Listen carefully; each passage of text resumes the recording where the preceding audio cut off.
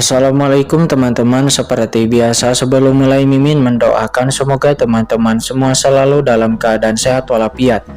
Oke, kali ini kita akan melanjutkan Martial Master versi novel bagian 2120. Bagi yang baru bergabung, selamat bergabung, dan bagi yang belum subscribe dulu lah agar Mimin tambah semangat lagi nih bikin videonya.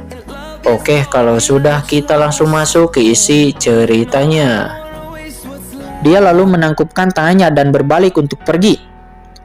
Di luar gua berjalan, di bawah perintah Raja Tianbei, banyak pasukan Shen Wei pergi dengan perkasa, hanya menyisakan orang-orang di kota Nanyuan yang nampak terlihat bingung. Sementara di dalam gua, Saroye melihat harta karun luar angkasa di tangan Qin Chen dan berkata tanpa bisa berkata-kata, "Tuan, Anda bisa menghasilkan uang lebih cepat daripada perampokan." Pada saat ini, Qin Chen juga meliriknya dan berkata, "Terima kasih." Di balik pintu tertutup, dia tidak sabar untuk lanjut berkultivasi.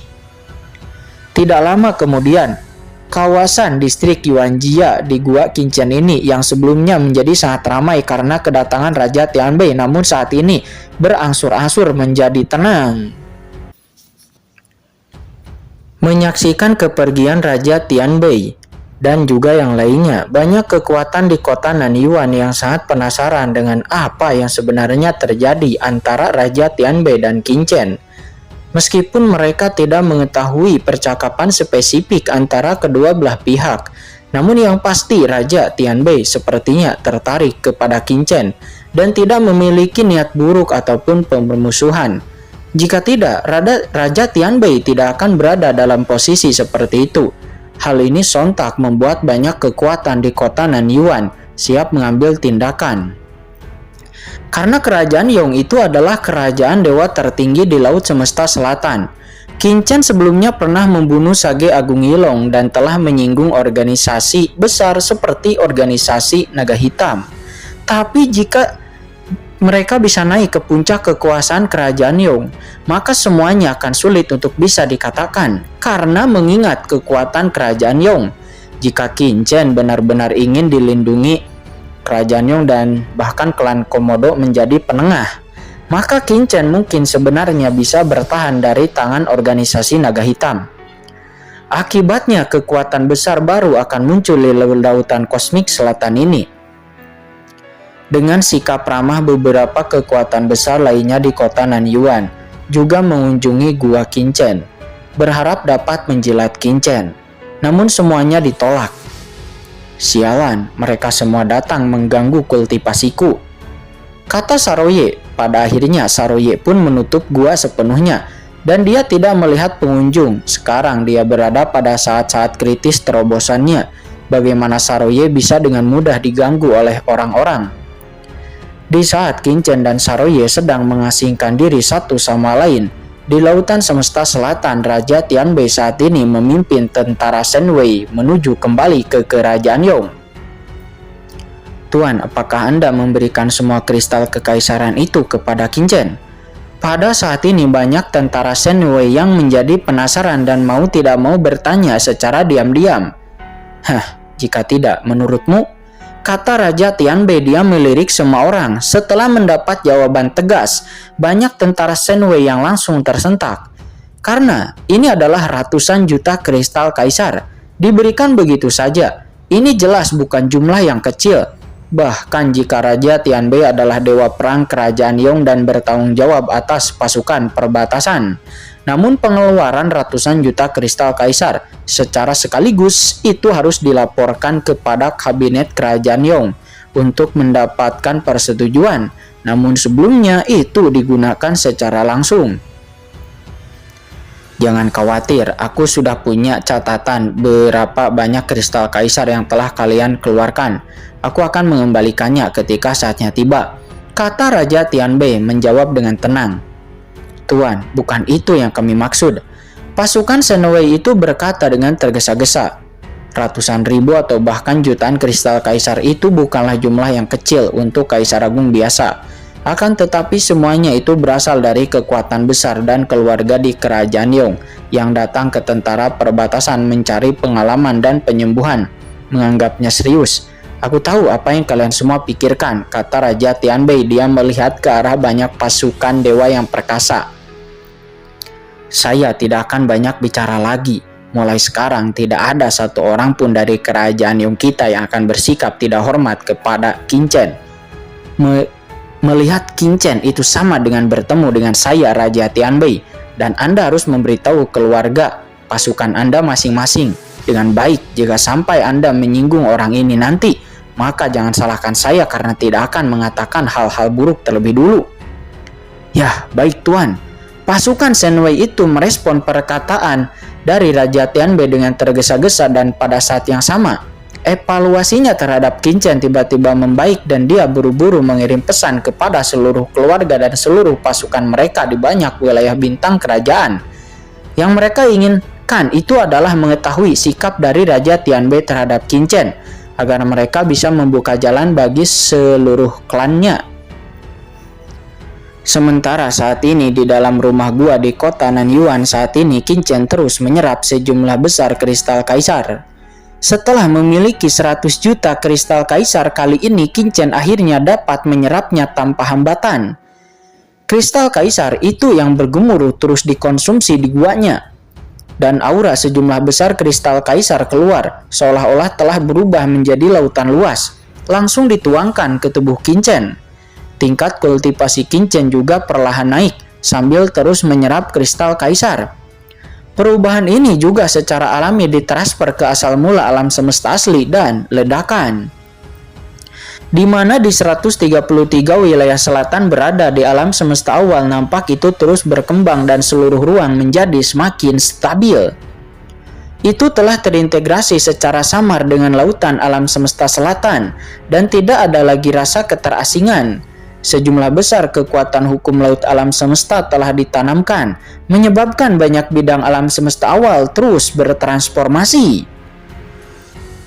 Saat ini di kota Liga Rakyat berada penguasa istana Anyou, Patriark Tuoba, dan yang lainnya. Mereka telah sering ditempatkan di alam semesta awal karena banyaknya aturan besar yang berkembang di alam semesta awal. Yang terus berkembang itu merupakan godaan yang sangat besar bagi ahli teratas di level seperti mereka. Dan di antara mereka yang memiliki ekspresi paling rumit itu adalah Xiao Yao Supreme. Dia menatap kosong pada aura jalan yang terus berubah di atas kepalanya. Ekspresinya sama terkejutnya dengan balok kayu. Oh, ini mulai lagi. Apa yang terjadi dengan Qin Chen ketika dia keluar? Mengapa dia tampak membaik setiap hari? Apakah dia diberi obat di luar? Kata Xiao Yao Supreme, dia tidak bisa lagi mengeluh karena jika ini berlanjut, jarak antara dia dan Qin Chen mungkin akan semakin melebar. Lupakan saja, terus lakukan saja pekerjaanku, dan saat alam semesta awal benar-benar memilah alam semesta awal, maka aku rasa waktu itu aku tidak perlu bertarung lagi, aku bisa berbaring saja, kata Xiao Yao Supreme. Dia yang semula sama berkobar api perjuangan dengan semangat juang, namun kini berpikir untuk pensiun dini. Saat ini di laut alam semesta selatan, di sebuah alam rahasia kuno yang tersembunyi, nampak sebuah jalan gelap cahaya yang tak terhitung jumlahnya mengalir. Jalan cahaya ini seperti sungai yang mengalir di malam yang gelap. Itu luas dan sunyi mengelilingi alam semesta ini. Kemanapun mereka melewatinya, alam semesta itu terpotong menjadi ruang kosong yang sangat menakutkan. Dan di tengah sungai hitam nampak sesosok tubuh gelap berjubah hitam duduk bersila seperti dewa di malam hari. Dia menyerap semua cahaya dan panas, mengubah dunia menjadi sangkar kematian dan ledakan. Tiba-tiba suara di kejauhan datang dari kehampaan dan segera sesosok tubuh tua perlahan keluar dari ujung kehampaan. Sosok ini memakai topeng di wajahnya. Topeng ini mengalir seperti air.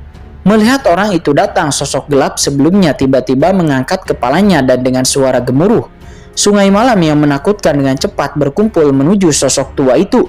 Dan salah satu sungai berubah menjadi tirai langit mencoba menelan lelaki tua itu. Orang tua itu mengangkat tangannya, lalu dengan keras kekosongan di depannya langsung berputar.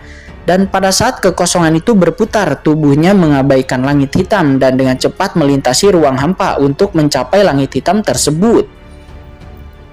Lelaki tua itu melihatnya, dia mencibir lalu melambaikan tangannya, dan saat langkah lelaki tua itu jatuh, pupil matanya menyusut dan dia melihat bahwa pada suatu saat sungai besar itu sepertinya mengetahui keberadaannya. Dia menunggunya di tempat, dia berhenti dan langsung melilitnya.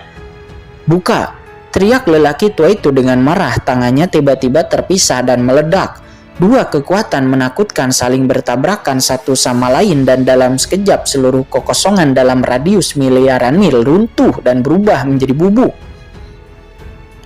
"Hahaha, orang tua, aku sudah bertahun-tahun tidak bertemu denganmu. Aku tidak menyangka pencapaianmu di jalan luar angkasa telah mencapai ke tingkat seperti ini. Itu tidak lebih buruk daripada pria Mingkong saat itu." Pada saat ini bayangan hitam itu nampak mengangkat kepalanya dan dia mengangkat tangannya. Segera sungai hitam yang tak terhitung jumlahnya itu tiba-tiba kembali ke sisinya.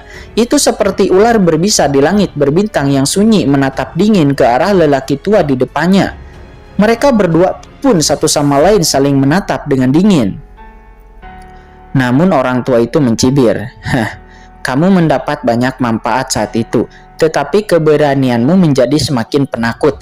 Sebagai master kedua dari organisasi Naga Hitam, sebuah organisasi gelap, sekarang Sage Agung Yilong telah terbunuh. Bisakah kamu tetap duduk diam di sini?"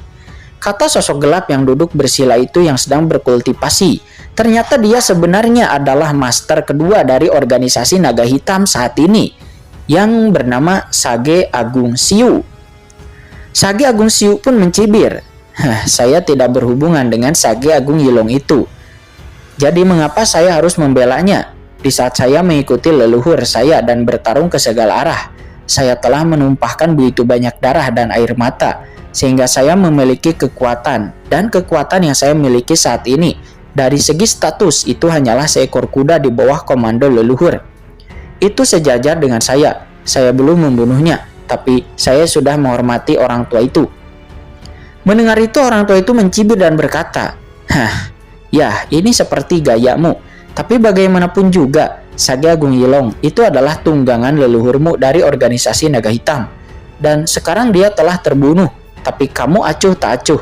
Jadi kamu apakah tidak takut ketika kembalinya leluhur dari organisasi Naga Hitam akan menghukummu?" Mendengar itu Sage Agung Siu menatap lelaki tua itu dan mencibir. Aku khawatir kamulah yang harus takut. Karena bagaimanapun Sage Agung Yilong meninggal di kotamu. Jika leluhur datang, kekuatan kota Nanyuan secara langsung, semua yang kamu sembunyikan pada tahun-tahun ini akan terungkap. Bagaimana mungkin nenek moyang Laut Semesta Selatan ini bisa mentolerir Anda?" Mendengar itu pupil mata lelaki tua itu sedikit menyusut dan kemudian dia mencibir. Jika saya terekspos, apa manfaatnya bagi Anda? Dan Anda seharusnya juga menerima beritanya kan? Bahwa Raja Tianbei telah mengunjungi Qinchen di kota Nanyuan belum lama ini. Jika tebakan saya benar, pasti sudah ada semacam kerjasama antara Raja Tianbei dan Qinchen, antara Kerajaan Yong dan Qinchen. Tidak apa-apa jika hanya Qinchen adalah keturunan langsung dari klan Komodo, orang di sampingnya. Namun setelah hubungan ini digunakan untuk menghubungkan Kerajaan Yong dan klan Komodo, maka organisasi Naga Hitam Anda akan berada di Laut Semesta Selatan ini. Itu hanya infiltrasinya, mungkin akan gagal. Jika saatnya tiba, leluhurmu dari organisasi Naga Hitam mungkin akan mengupas kulitmu dan akan sulit untuk meredam amarahnya. Kata lelaki tua itu. Dia mencibir lagi dan lagi. Mendengar itu, mata Sage Agung Siu menjadi muram. Dia baru saja mengetahui berita ini belum lama ini. Kematian Sage Agung Yilong bukanlah apa-apa, tapi jika itu sampai dapat mempengaruhi tata letak leluhurnya, maka dia pasti akan dihukum berat. Lalu dari mana asal-usul Qinchen itu dan apa kekuatannya? Mungkinkah dia bahkan tidak bisa mengalahkannya? Dia harus datang kepadaku, asal-usulnya tidak diketahui saat ini, tapi kekuatannya sangat aneh. Apa sangat aneh? Sage Agung Siu yang mendengarnya terkejut. Ya, itu benar. Orang tua itu lalu berkata dengan muram. Tingkat kultivasi Qinchen ini berfluktuasi, kadang naik turun. Saat pertama kali saya bertemu dengannya, auranya tidak luar biasa. Bahkan saya mengira dia hanya seorang kaisar agung tahap tengah biasa. Tapi tidak lama kemudian, setelah dia mengambil tindakan lagi, auranya tiba-tiba berubah lagi. Dia menjadi tahap air kaisar agung. Jika dia muncul sekali, maka auranya akan meningkat dan menjadi berbeda. Kata lelaki tua itu. Dia menjelaskan dengan ekspresi jelek. Bagaimana ini bisa terjadi? Kata Sage Agung Siu. Dia menyipitkan matanya dan berkata dengan suara yang dalam. Untuk mencapai level ini, kita saat ini setiap peningkatan itu membutuhkan kerja keras selama bertahun-tahun. Saya khawatir itu harus dihitung berdasarkan zaman. Dan dengan cara ini, apa yang telah dipraktikkan orang ini mungkin itu adalah tingkat penyembunyian kultivasinya, yaitu teknik menyembunyikan kultivasi. Teknik orang ini mungkin sangat tinggi dalam hal penyembunyian. Setelah mengatakan itu, Sage Agung Siu memandang lelaki tua itu sambil mencibir. Oh, jadi kedatangan kamu ke sini kali ini untuk mengundangku bekerja sama denganmu?